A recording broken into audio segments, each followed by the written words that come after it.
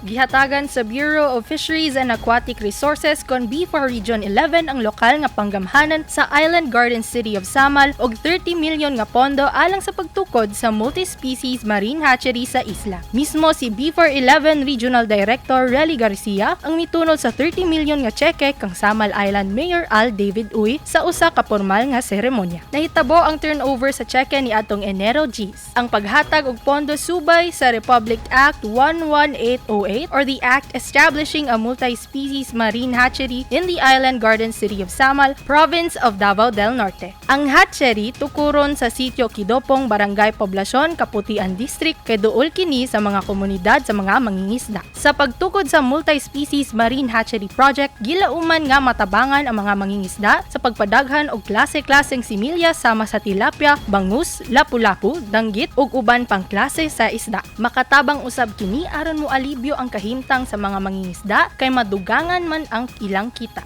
Sa iyang mensahe, gipasabot ni Director Garcia nga ang suporta nga ilang gihatag nagsimbolo sa suporta nga gihatag sa nasyonal nga panggamhanan alang sa katawhan sa Samal ug sa paningkamot sa padayon nga pagpalambo sa fisheries ug aquatic resources sa rehiyon. Sumala ni Mayor Uy dakong tabang ang proyekto sa mga gagmayng mananagat labi na sa mga kooperatiba.